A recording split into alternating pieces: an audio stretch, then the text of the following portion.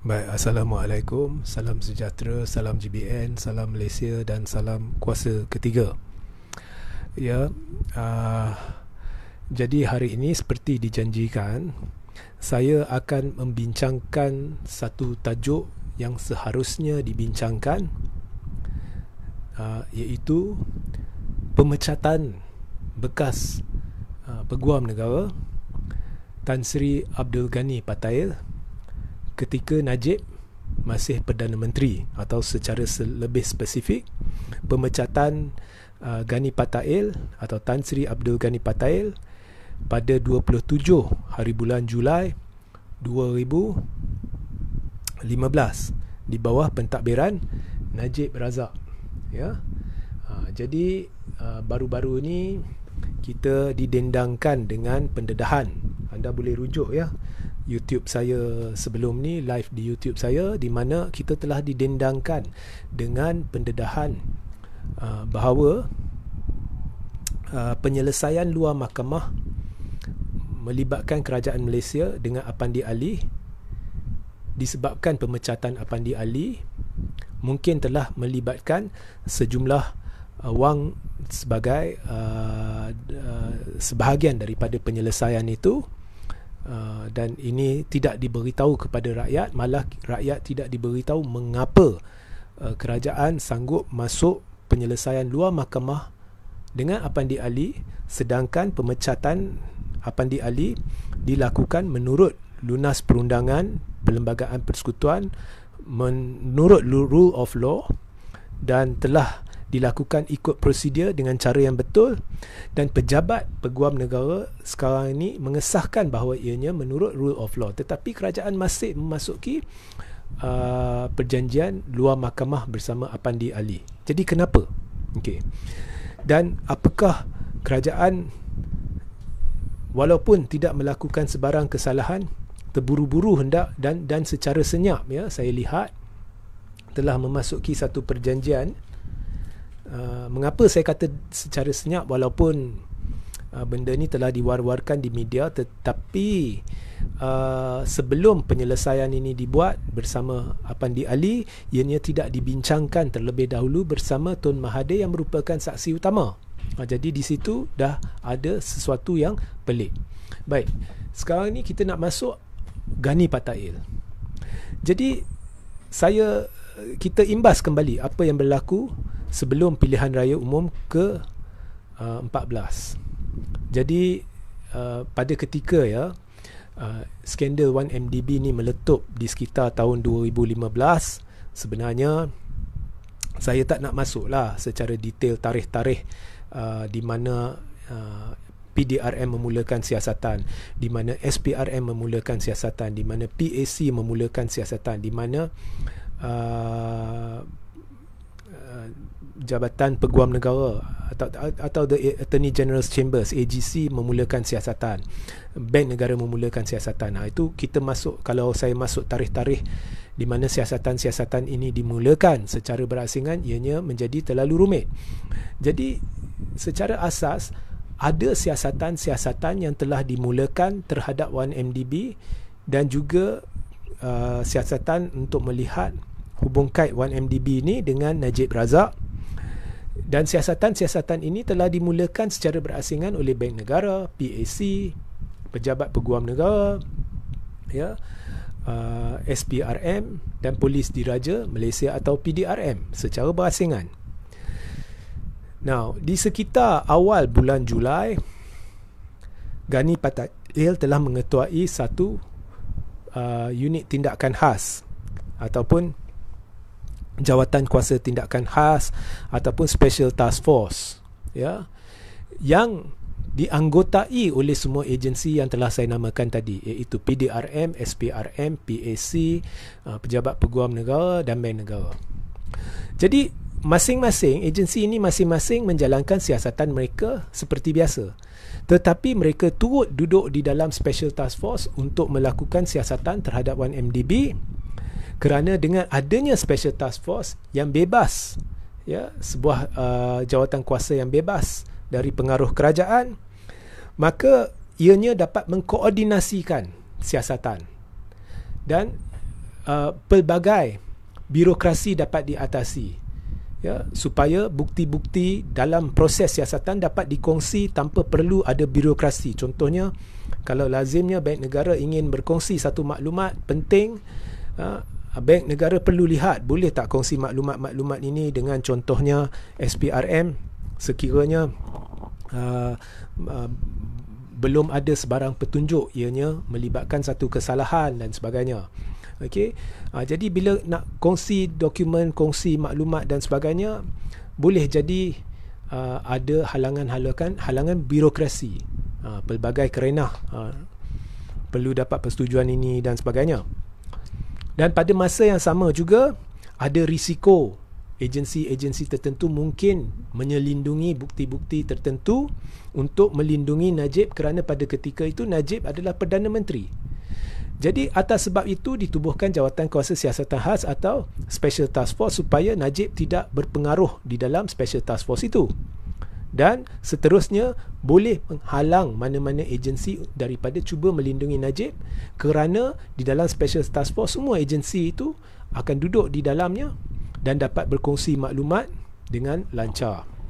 Jadi Ghani selaku Ketua Peguam Negara, dia mengetuai Special Task Force itu. Ghani pada ketika itu Peguam Negara mengetuai Special Task Force itu.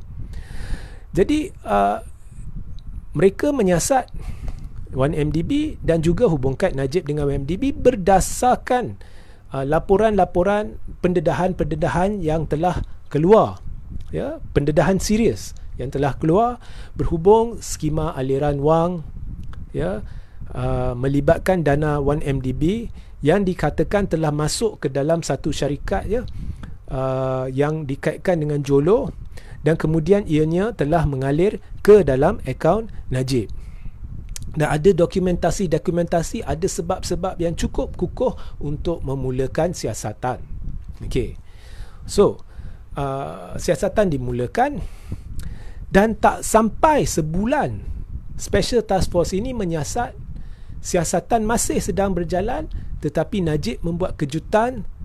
Seluruh dunia terkejut apabila Najib memecat Peguam Negara atau Ghani Patail yang sedang mengetuai Special Task Force. Ya, Najib pecat. Jadi apabila Najib pecat, timbul persoalan, kenapa Najib pecat? Bagaimanakah orang yang sedang disiasat oleh Peguam Negara pecat Peguam Negara, itu pun atas teori konspirasi, kononnya ada komplot untuk menjatuhkan Najib. Ada komplot melibatkan Peguam Negara dan pihak-pihak lain seperti Ketua Pesuruhjaya SPRM dan sebagainya untuk menjatuhkan Najib. Bagaimanakah teori konspirasi ini yang tidak berserta bukti boleh digunakan untuk memecat Peguam Negara? Dan itu pun orang yang menimbulkan orang-orang yang menimbulkan teori konspirasi ini adalah orang-orang yang berkait dengan Najib. Ya. Jadi di manakah buktinya?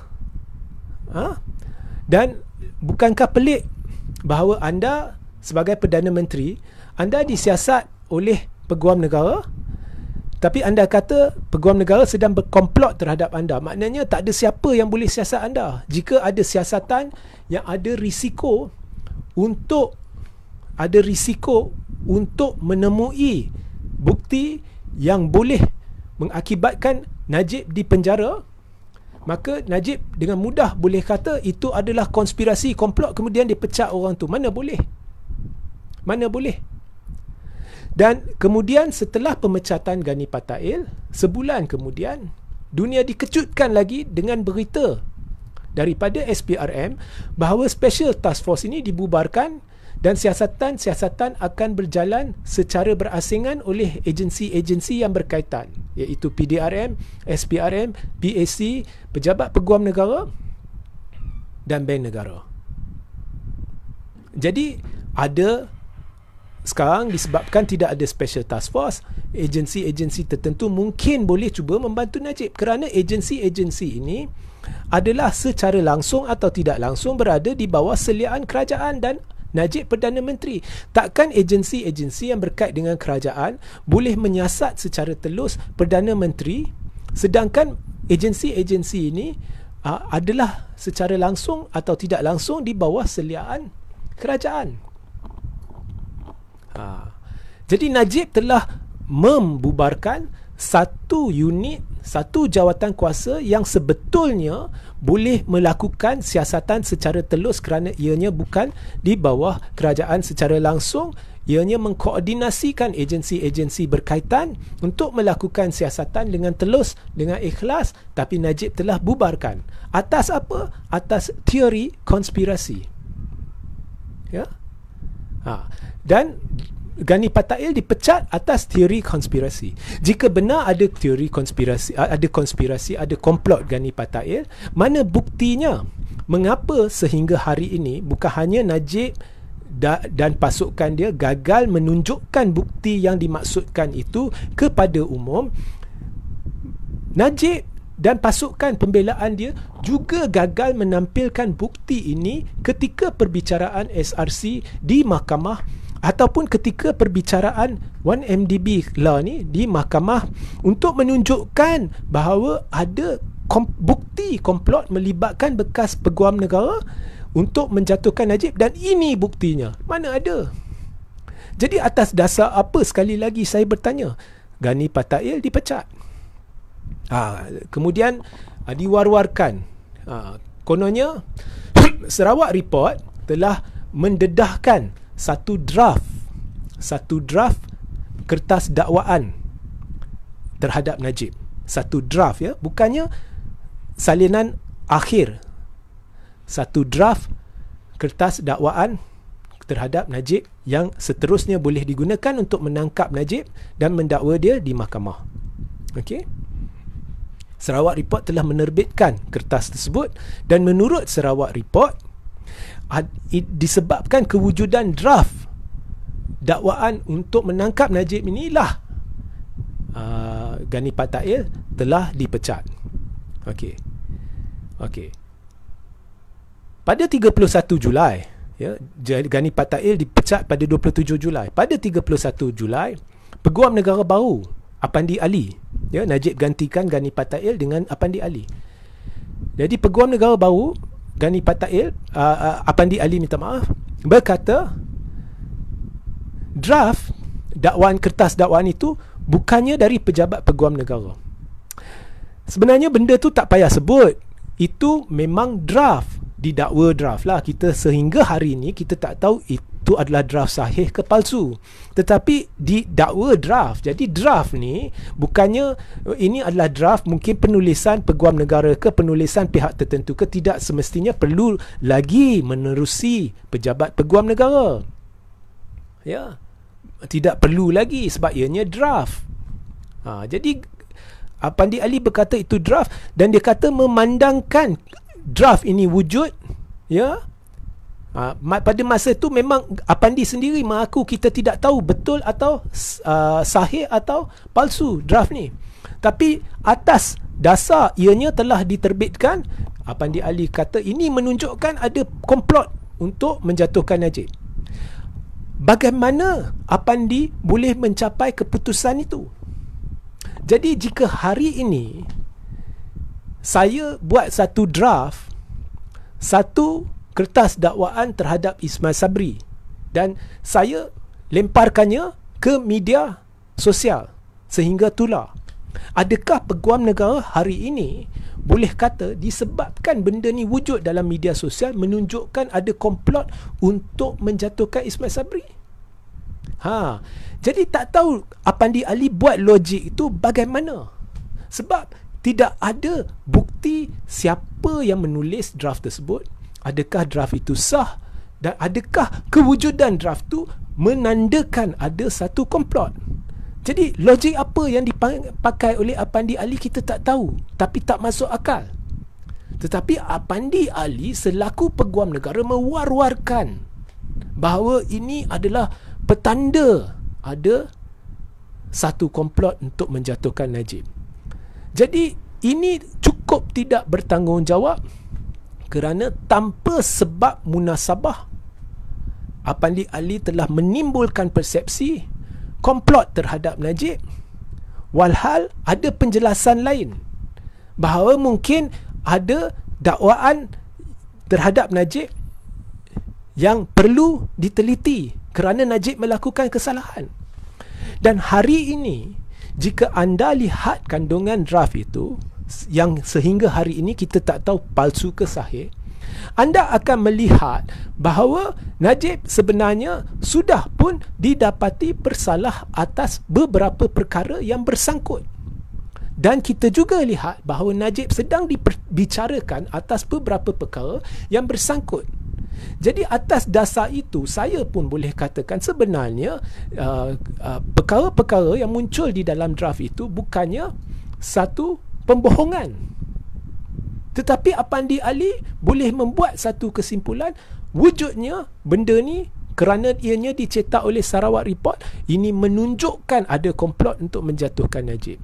Jadi situ kita dah timbul syak Apandi Ali ini dilantik sebagai peguam negara untuk melindungi Najib. Seterusnya Apandi Ali kata ada siasatan yang akan dilakukan berhubung draft yang berlega di media sosial yang telah diterbitkan oleh Sarawak Report. Saya nak bertanya kepada Apandi Ali, kenapa selepas itu tidak ada sebarang keputusan penyelesaian yang beritahu kepada rakyat oleh pejabat peguam negara atau oleh Apandi sendiri? Kenapa Apandi senyap sehingga hari ini berhubung perkara itu? Apakah keputusan penyiasatan ataupun adakah penyiasatan itu menemui jalan buntu? Where is the result of the investigation? Cukup tidak bertanggungjawab, hanya menimbulkan persepsi ada komplot untuk menjatuhkan Najib, dan kemudian membiarkan persepsi itu berlega. Kononnya siasatan akan dilakukan, kemudian senyap agar persepsi itu terus menerus berlega di media sosial sehingga orang percaya ada konspirasi atau komplot terhadap Najib, tanpa pernah sekalipun Apandi beritahu apakah keputusan siasatan atau adakah kesiasatan menemui jalan buntu. Sehingga hari ini kita tak tahu. Itu 2015 Apandi keluar kenyataan. Lah ni sudah 2022. Jadi Apandi ni, bagi saya, ya, cara dia buat urusan dia dalca parpukari. Ya. Okey. So itu adalah kertas dakwaan. Tetapi yang memarakkan, ya, teori konspirasi di media sosial adalah blogger-blogger dan laskar-laskar cyber yang berkait sama ada secara langsung atau tidak langsung dengan sel-sel media Najib. Kononnya Apandi Ali telah kononnya teori konspirasi yang dimarakkan, kononnya Gani Patail ada komplot bersama Tan Sri Abu Kasim yang pada ketika itu adalah Ketua Pesuruhjaya SPRM, ya, dan juga beberapa Tan Sri lain, antaranya yang dinamakan ialah Tan Sri Muhyiddin Yassin. Malah ada juga dinamakan bekas Ketua Polis Negara, bukan Tan Sri Hamid Bado, sebelum tu, ya, Khalid Ibrahim, dinamakannya. Tengku Razali Hamzah pun nama dia muncul. Itulah teori konspirasi palsu yang dimarakkan sebelum Gani Patail dipecat. Sudah mula dimarakkan. Jadi apabila Gani Patail dipecat, orang penyokong Najib akan kata, oh, dia dipecat sebab ada komplot. Jadi sekali lagi saya ingin jelaskan di sini, maknanya jika peguam negara menjalankan tugas dia menyiasat Perdana Menteri dan mendapati satu kesalahan dan ingin sama ada menangkap Perdana Menteri ataupun mendakwanya di mahkamah, dia akan dituduh melakukan komplot dan dipecat. Maknanya Perdana Menteri tidak boleh disentuh. Itulah prinsip pemecatan Gani Patail di bawah pentadbiran Najib Razak, iaitu saya Perdana Menteri, saya tidak boleh disiasat. Jika saya tahu awak nak tangkap saya akan pecat awak kerana saya akan tuduh awak sama ada secara langsung atau guna blogger-blogger saya, bahawasanya kamu ada komplot terhadap saya, walhal tidak ada bukti komplot. Jadi sekarang ni saya nak tanya kerajaan Malaysia, saya nak tanya peguam negara lah ni, apabila anda memasuki perjanjian penyelesaian luar mahkamah bersama Apandi Ali, tidakkah anda terfikir bahawa Apandi Ali ni adalah orang yang sama di bawah pentadbiran Najib dulu gagal melaksanakan tugas dia sebagai peguam negara kerana beliau enggan bekerjasama dengan pihak berkuasa di luar negara, di US, di Switzerland, yang sedang menjalankan siasatan terhadap 1MDB, supaya pihak berkuasa di sini, pejabat peguam negara di sini dan pihak berkuasa di sana dan pejabat-pejabat peguam negara di luar sana boleh berinteraksi, berkongsi maklumat, berkongsi hasil siasatan untuk membantu siasatan di sini. Mengapa enggan?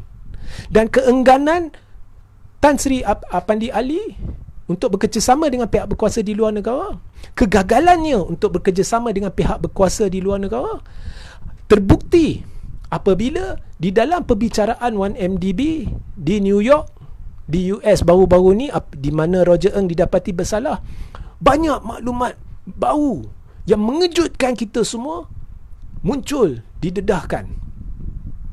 Cara Najib meletakkan syarat untuk mendapatkan pekerjaan bagi anak dia, dan anak dia mengaku dia ada hubungan akrab, dia ada meminta bantuan daripada seorang pegawai Goldman Sachs.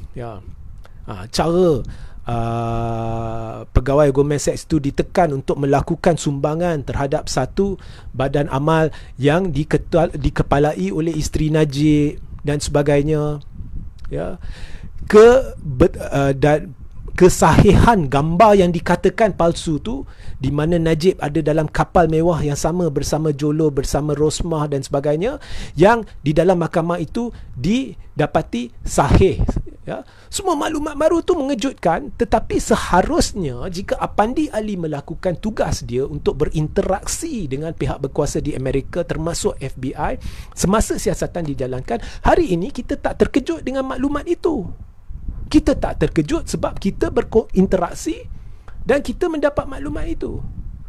Jadi dari sudut situ saja banyak kegagalan Apandi Ali. Jadi jika saya Tun Mahathir dan saya menjadi Perdana Menteri selepas Barisan Nasional kalah, saya tidak ingin Apandi Ali menjadi peguam negara sebab anda gagal. Jadi saya akan cari seorang yang telus dan ikhlas untuk menjalankan tugas dia sebagai peguam negara. Tapi kalau ikut logik Najib, segala yang dilakukan asalkan menentang Najib, ini komplot. Anda boleh pecat peguam negara, anda kata komplot, maknanya peguam negara tak mungkin boleh siasat Najib, dan anda tak mungkin boleh tuduh Najib. Segala apa tuduhan, segala apa yang negatif terhadap Najib, ini komplot. Jadi Mahathir semestinya nak peguam negara yang lebih telus. Dan apa pun di negara ni, memang Perdana Menteri baru, dia ada hak untuk membuat pertimbangan sendiri siapa yang harus jadi peguam negara. Berdasarkan pertimbangan ini, Perdana Menteri ada hak berperlembagaan untuk menasihati yang di-Pertuan Agong, dan sekiranya yang di-Pertuan Agong bersetuju, boleh melantik peguam negara berdasarkan nasihat Perdana Menteri. Tak salah. Jadi di mana kerajaan Malaysia tiba-tiba memutuskan perlu beri penyelesaian terhadap Apandi Ali? Apakah yang kerajaan Malaysia lah ni cuba selindung? Mengapakah peguam negara lah ni tidak berinteraksi dengan Tun Mahathir sebelum keputusan penyelesaian dibuat? Kerana ini melibatkan Tun Mahathir ketika Mahathir menjadi Perdana Menteri. Jadi apa sebenarnya yang sedang diselindung? Kerana kalau kita lihat, Apandi Ali memang gagal sebagai peguam negara. Dia keluar kenyataan pun tak logik berhubung dengan pemecatan Gani Patail, berhubung dengan kertas dakwaan. Sehingga hari ini kita tak tahu apa kesudahan dia. Banyak kecacatan dalam cara Apandi Ali. Contohnya, dia buat catatan di Facebook berhubung dengan satu lawatan Gopal Sri Ram ke rumah dia. Kononnya Gopal Sri Ram ada dedahkan bahawa Tun nak Apandi melakukan ini, melakukan itu. Dan atas dasar itu, Apandi cuba mengaitkan Tun dengan satu konspirasi terhadap Najib. Sebab pada ketika itu mahkamah nak membuat keputusan. Tiba-tiba keluar cerita tu. Tapi Apandi tak sedar, dia perangkap diri dia sendiri. Sebab orang tanya, kenapa Apandi, maklumat yang penting tu Apandi tak buat laporan polis? Sebab kejadian itu yang Apandi dakwa Gopal Sri Ram datang jumpa dia untuk membawa mesej daripada Tun. Kononnya Tun nak Apandi lakukan sesuatu yang menandakan ada satu konspirasi dari pihak Tun untuk mengaibkan Najib tu. Itu semuanya didakwa berlaku pada ketika Apandi Ali masih Peguam Negara. Jadi jika benar apa yang Apandi Ali katakan, itu sebenarnya dah kira sebagai satu konspirasi jenayah. Mengapa Apandi Ali pada ketika itu tak buat laporan polis? Dan tak apa, kalau dulu tak buat, mengapa sekarang bila Apandi keluar cerita tu tak buat laporan polis? Jadi kerajaan sanggup memasuki satu penyelesaian dengan orang yang begitu gagal ini, Peguam Negara yang begitu gagal ni, tetapi mendiamkan pemecatan Gani Patail yang sehingga hari ini tidak ditunjukkan sebarang bukti bahawa ada komplot melibatkan Gani Patail. Dan dakwaan-dakwaan yang kononnya dibuat oleh Gani Patail dalam bentuk draft, hari ini terbukti adalah dakwaan-dakwaan yang sahih, yang sedang dibicarakan di mahkamah-mahkamah negara ni. Jadi siapa nak minta maaf kepada Gani Patail? Siapa nak cuba masuk penyelesaian kepada Gani Patail? Siapa nak pergi tanya Apandi Ali apakah hasil siasatan Jabatan Peguam Negara pada ketika Apandi Ali mengambil alih sebagai Peguam Negara? Mengapa senyap sehingga hari ini? Apa yang cuba diselindungi oleh kerajaan Malaysia? Itu wajib disiasat. Saya lihat ada satu konspirasi. Saya tidak tahu, tetapi saya lihat semua ni menandakan ada satu konspirasi oleh pihak tertentu untuk cuba melindungi Najib, termasuk dalam kerajaan ini, saya lihat. Jadi untuk kita sama-sama menilai kebenaran dalam pemecatan Gani Patail ni, supaya jika benar ada satu konspirasi untuk melindungi Najib wujud, ianya akan terbongkar. Untuk menjayakan siasatan ini, saya sarankan tubuhkan bukan pasukan siasatan khas, tetapi pasukan siasatan diraja atau RCI, Royal Commission of Inquiry, Suruhanjaya Siasatan Diraja, secepat mungkin bagi menyiasat isu pemecatan Gani Patail. Dakwaan kononnya ada komplot melibatkan Gani Patail, dan kenyataan-kenyataan yang dibuat oleh Apandi Ali, termasuk siasatan yang Apandi Ali dakwa dilakukan oleh diri dia dan pejabat dia, yang sehingga hari ini kita tidak tahu di mana hasil dia.